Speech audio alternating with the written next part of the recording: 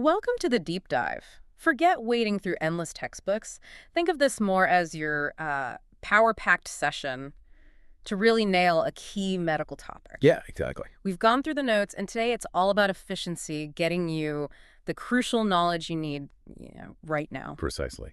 We're taking a really focused look at deep venous thrombosis, DVT. DVT. Our goal is pretty simple. Pull out the must-know information, what it is, why it happens, how we manage it, all in a way that actually sticks. Exactly. So we're going deep on the definition, the why, the etiology, who's at risk, what's actually happening in the body, the pathophysiology. What else it could be? The differentials. Yeah, who gets it, how it looks clinically, how we find it, manage it, what to expect prognosis-wise, and of course, potential problems. Yeah, we'll try to weave in some memory aids, maybe some examples too, just to help it all click. Okay, ready to dive in? Absolutely. Let's kick off with the basics. What actually is DVT? Good place to start. Well, at its core, it's a blood clot, and it forms in one of the deep veins in the body. Usually, like you probably know, it's in the legs. Okay, deep vein, leg clot, got it. But it's not just a local issue, is it? I remember something about VTE and the big worry, PE. You're absolutely right to bring that up. DVT is a major part of what we call venous thromboembolism, or VTE. VTE, okay. And the huge concern with the DVT is that bit of clot can break off, travel up through the bloodstream, Right. and end up lodging in the lungs. That's a pulmonary embolism, PE, and, well, it's serious, potentially life-threatening. Okay, so DVT leading to PE is the big danger. That really hammers home why spotting it and treating it quickly is so vital. It really does. So let's think about what actually causes a DVT to form in the first place. The classic model for this is Virchow's Triad. Ah, yes, Virchow's Triad. That sounds important. Key concept. Definitely one to remember. Think of it as three main factors that can upset the normal balance and, well, lead to a clot. Okay, what are the three parts? So the first one is hypercoagulability. Basically, the blood has an increased tendency to clot. It's stickier, if you like. Right, clots too easily. The second is hemodynamic changes. This just means changes in blood flow, so blood pooling, moving slowly, that stasis, or even turbulent, disrupted flow in the veins. Sluggish flow or disturbed flow. Got it. And the third? The third part is endothelial injury. That's damage to the inner lining of the blood vessel itself. Damage to the vein wall. Exactly. Any one of these, or often, a combination of them, creates the perfect storm for a DVT. Okay, increased clotting tendency, blood flow issues, vein wall damage. I can see how those fit together. Yeah. So who are the people most likely to experience these things? What are the main risk factors for DVT? Well, there's quite a list, actually. It helps to group them a bit. Okay. Think about things like prolonged immobility, long flights, being stuck in bed after surgery or illness. Right, makes sense. Obesity is another big one. Pregnancy definitely increases the risk. The UK incidence is around 1 in 1,000 live births. 1 in 1,000, wow. Yeah. And just getting older, advanced age is also a risk factor in itself. Long journeys, obesity, pregnancy, older age. Those seem quite intuitive. What else should be on our radar? Hormonal factors. Yeah. Like hormone replacement therapy, HRT. Then there are genetic things, we call that thrombophilia, inherited conditions where your blood is just more prone to clotting. Thrombophilia, right. Inherited risk. And then there are specific medical situations. Surgery, obviously, major trauma. Cancer is a significant risk factor, having had a VTE before. A previous clot, yeah. Exactly. Thrombophilia comes up again here as a condition. Heart failure, varicose veins, direct injury to a vein, and also antiphospholipid syndrome. That's an autoimmune thing. That's a pretty broad range of medical risks. Anything from sort of lifestyle or general health? Yes, definitely. Smoking is a known risk factor. Interestingly, being male slightly increases risk too. Right. And even dehydration can play a part, making the blood a bit thicker. Right. And it's worth remembering, in a lot of DVT cases, maybe 50 to 70%, we can actually pinpoint one or more of these risk factors. So a whole host of things can contribute. Now let's get down to the nitty-gritty. What's actually going on inside the vein when a DVT develops? The pathophysiology. Okay, so fundamentally, DVT pathophysiology is about an imbalance. Normally, your body is constantly forming tiny clots and breaking them down. It's an equilibrium. Right, a balancing act. Exactly. But in DVT, that balance gets disrupted. Either you get too much clot formation or your body's ability to break down clots fibrinolysis is reduced. Or often, it's a bit of both. Okay. And this leads to this thrombus, this blood clot, building up inside the deep vein. It obstructs the vein, blocks it, and stops blood flowing properly back towards the heart. Like a blockage in the pipes, essentially. Okay, so if someone comes in with symptoms that could be a DVT, leg pain, swelling, what else might be causing it? What are the main differential diagnoses we need to think about? This is really crucial because the symptoms aren't always specific to DVT. Right. You could have musculoskeletal issues, like a simple muscle strain or tear, or cellulitis, that's a skin infection, which can cause redness, warmth, swelling, pain. That's very similar sometimes. Cellulitis, yeah, that's a common mimic. Definitely. Superficial thrombophlebitis, a clot in a vein closer to the surface, can also look similar. And the tricky thing there is sometimes it can actually hide an underlying DVT deeper down. So you need to be aware of that. Okay, so muscle problems, skin infections, superficial clots, need to rule those out. Any other key differentials? Well, you need to consider compartment syndrome, that's increased pressure within a muscle compartment, a surgical emergency usually. Yeah. Arterial ischemia too, lack of blood supply to the leg, which is different but can cause pain. Right, arterial versus venous, important distinction. Absolutely. Then there's a broader list, things like recent trauma, post-thrombotic syndrome, which is a complication of a previous DVT. We'll come back to that one, I imagine. We will. Also, general peripheral edema from things like heart failure, liver cirrhosis, or nephrotic syndrome, maybe an obstruction higher up, venous or lymphatic. Less common, things like an arteriovenous fistula, congenital vascular issues, vasculitis, maybe a ruptured Baker's cyst behind the knee, even septic arthritis. Wow, okay. That's a pretty hefty list. Really shows why you need a proper workup, doesn't it? So, moving on, how common is DVT? What's the epidemiology look like, say, in the UK? In the UK, we see about 1 to 2 cases per 1,000 people each year. That's the general population incidence. 1 to 2 per 1,000. Yeah. But it's much higher in certain groups. We mentioned pregnancy, about 1 in 1,000 live births. And in people who are critically ill, in ICU, for example, the rate can shoot up dramatically, maybe even as high as 37% in some studies. Goodness, 37%, that's huge. So what are the main risk factors that pop up again and again when you look at the population level?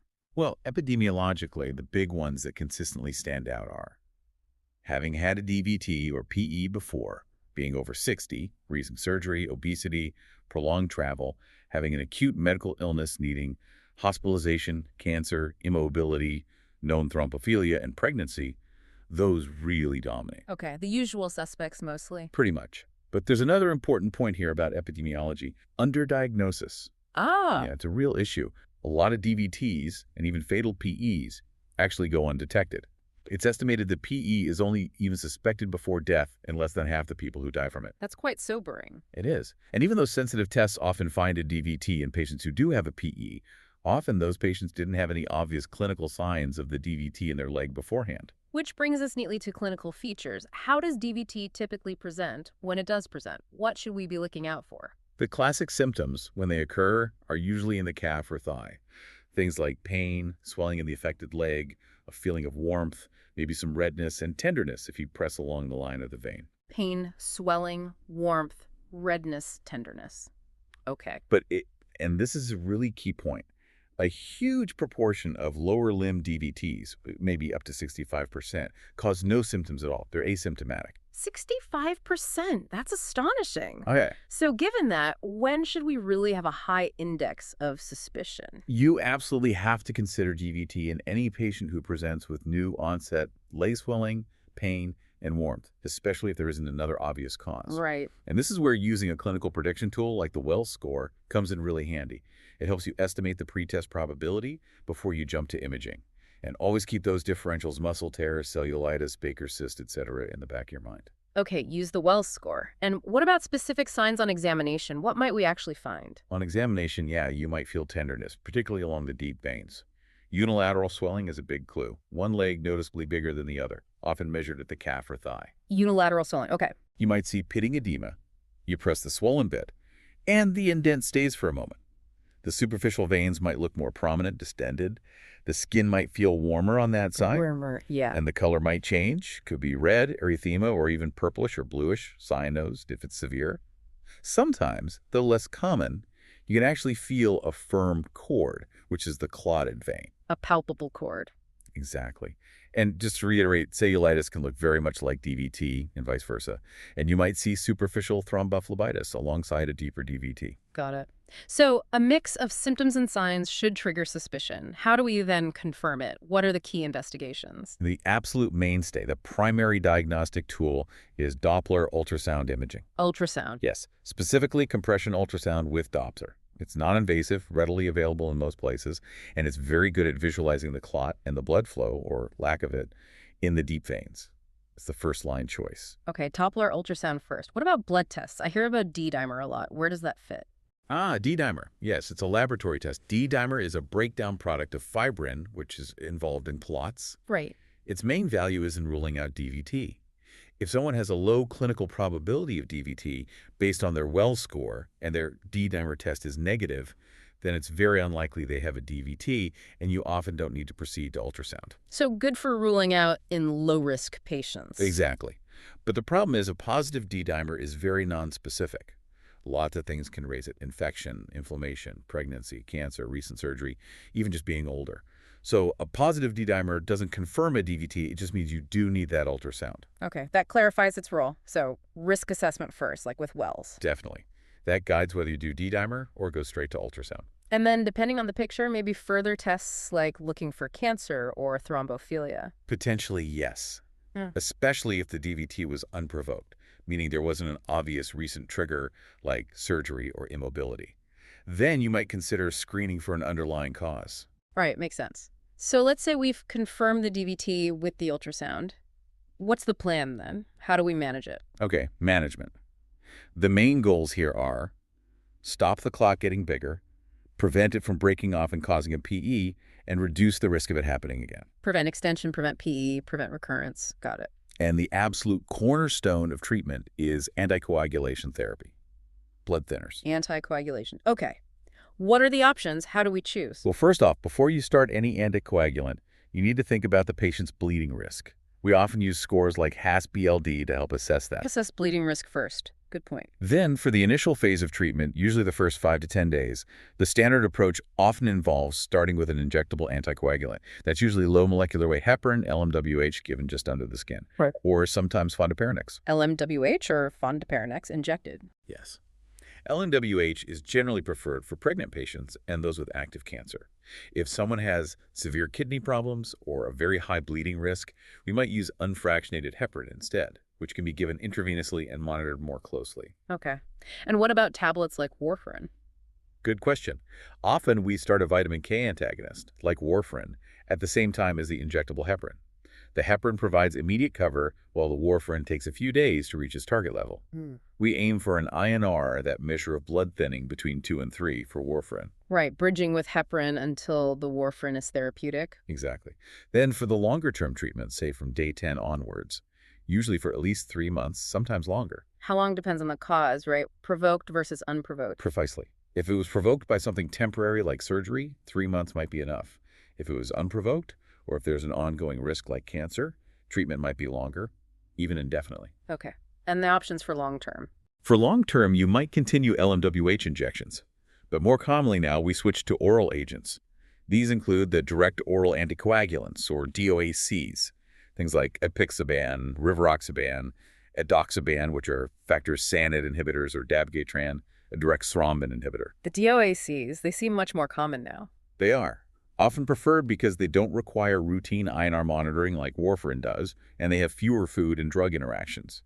Though choice depends on individual factors, kidney function, other meds, patient preference. Okay, so a range of anticoagulant options. What about non-drug approaches? Any non-prescribing management? Yes, definitely important. For instance, if a woman is on the combined contraceptive pill and is having major surgery, guidelines often suggest stopping it about 4 weeks beforehand to lower VTE risk. Right, stopping the pill pre-op? Early mobilization after surgery is key, getting people up and walking. Compression stockings might be used for prevention in surgical patients, but interestingly, not generally recommended for treatment of an acute DVT itself anymore. Oh, that's changed then. Used to be standard. Yes. Guidelines have moved away from routine compression stockings for acute DVT treatment based on recent evidence, though they are still important for preventing post-thrombotic syndrome later on. Okay, noted. What else? Well, for high-risk patients in hospital, we give prophylactic LMWH to prevent DVT. And if someone absolutely cannot have anticoagulation, say they have active major bleeding. What do you do then? That's when you might consider an inferior vena cava filter, an IVC filter. It's a little device placed in the big vein in the abdomen to catch any clots traveling up from the legs before they reach the lungs. Or sometimes just close monitoring with serial ultrasounds. IVC filter as a safety net if anticoagulation is out. Okay. Now, I know NICE guidelines get updated. Any key points from the latest updates we should highlight? Yeah, some important ones. They stress starting interim anticoagulation immediately if you suspect DVT or PE, and there's going to be a delay getting the scan. Treat first if delayed diagnosis. Makes sense. For patients with cancer and a new proximal DVT or PE, they recommend a review specifically at 6 months to reassess treatment. They reinforce giving VTE prophylaxis within 14 hours for at-risk hospitalized adults. Prompt prophylaxis. Prompt ultrasound for anyone with a Wells score of 2 or more. Regular review and monitoring for anyone on anticoagulants. Trying to achieve same-day assessment and management for likely DVTs. Aiming for speed. Yes. Individualizing the anticoagulant choice. And they specifically suggest considering apixaban or rivaroxaban, 2 of the DOACs, as first-line options for confirmed proximal DVT. And again, mentioning IVC filters if anticoagulation is contraindicated. Okay, useful pointers from NICE. Any other sort of additional management thoughts? We mentioned avoiding below-knee graduated compression stockings for the acute DVT, IDC filters we've covered. There's also catheter-directed thrombolysis, basically, threading a catheter to the clot and delivering clot-busting drugs directly. Thrombolysis, okay. Is that common? It's not routine for most DVTs, but it might be considered in selected cases, particularly extensive iliofemoral DVT in younger patients, mainly to try and reduce the risk of severe post-thrombotic syndrome later. It carries higher bleeding risks, though. Right, risk-benefit balance. Absolutely, and always crucial. Try to identify and address any underlying cause for the DVT. Was it provoked? Is there an undiagnosed cancer? Thrombophilia. That really shapes the long-term plan. Okay, that covers management pretty thoroughly. So after treatment, what's the outlook? What's the prognosis like for someone who's had a DVT? Well, the unfortunate reality is that recurrence is quite common. Recurrence, okay. If someone has a PE and stops anticoagulation, their risk of another VTE within just 3 months could be as high as 50%. That's why treatment duration is so important. Wow, 50%. Yeah. But with a standard 3-month course of anticoagulation after a first VTE, the risk of recurrence in the following year is much lower, maybe around 8%. Still significant, but much better. So treatment makes a huge difference. Massive difference. And interestingly, wearing compression stockings long-term after the acute phase does seem to help reduce recurrence risk, as well as managing post-thrombotic symptoms. Right, stockings for prevention later on. PE is obviously the most serious immediate complication we worry about. The risk is higher if the clot is more proximal, higher up the leg, like in the iliofemoral veins. And that iliofemoral location is also strongly linked to developing post-thrombotic syndrome. Okay, you mentioned post-thrombotic syndrome a couple of times. Can you tell us a bit more about that? What exactly is it? Sure. Post-thrombotic syndrome, or PTS, is a chronic complication. It happens because the DVT damages the veins, and especially the valves, inside the veins in the affected leg. Damage to the valves? Yeah, these valves normally stop blood flowing backwards. When they're damaged, you get persistent high pressure in the veins, chronic venous hypertension. And what does that cause symptom-wise? It leads to things like chronic leg pain, persistent swelling, skin changes like hyperpigmentation, darkening of the skin, and in the worst cases, it can lead to venous ulcers, which are really difficult to heal. Sounds quite debilitating. How common is PTS? It's estimated to affect quite a significant number, somewhere between 20 and 40% of people after a lower limb DVT develop some degree of PTS. Up to 40%. Are there factors that make it more likely? Yes, certain things increase the risk. Older age when you have the DVT, being obese, having had a DVT before in the same leg. If the clot was high up in the iliofemoral vein, and maybe if the anticoagulation wasn't managed optimally in the initial phase. Okay. Is there anything that can be done for PTS? Management is mainly supportive. Compression stockings are key here. But for some severe cases, particularly with iliofemoral obstruction, procedures like percutaneous stenting to open up the vein have shown some promise. Stenting, interesting. And on a brighter note, if the initial DVT was asymptomatic, the risk of developing PTS seems to be quite low. That's something, at least. So just to quickly recap the main complications of DVT then. The big two really are pulmonary embolism, the clot traveling to the lungs, the acute danger, Right. and post-thrombotic syndrome, the chronic leg problems that can develop afterwards. PE and PTS. Got it. Well, that has been a really comprehensive run-through of deep venous thrombosis. We've covered a lot of ground. We certainly have. From the definition, Virchow's Triad, all those risk factors. Yeah, the differentials, how common it is, how it presents or often doesn't present. Diagnosis with ultrasound and D-dimer, the anticoagulant management strategies, prognosis. And those key complications. It really highlights how important it is to, recognize the risks, spot the signs, and get treatment sorted promptly. Absolutely. And maybe if you take away just a few things. Remember Virchow's Triad for the causes and risks. Think Doppler ultrasound for diagnosis. And anticoagulation as the treatment mainstay. Excellent summary points. And for you listening, especially if you're revising, try linking those risk factors back to the Triad: hypercoagulability, stasis, endothelial injury. It's a great framework. Remember ultrasound first for diagnosis, anticoagulation for treatment, and be aware of PE and PTS. And if you want to test yourself or dive deeper, definitely check out passthemsra.com. And freemsra.com as well, both great resources for practice questions and more. It's definitely worth a look. Okay, perhaps a final thought to leave you with.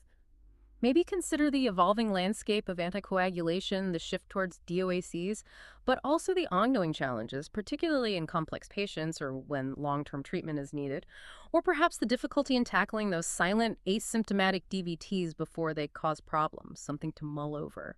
Good points to ponder. All right, well, thanks for joining us for this deep dive into DVT. We really hope this focus session gives you a clear, high-yield overview for your revision and your practice. Keep up the great work. Yes, all the best.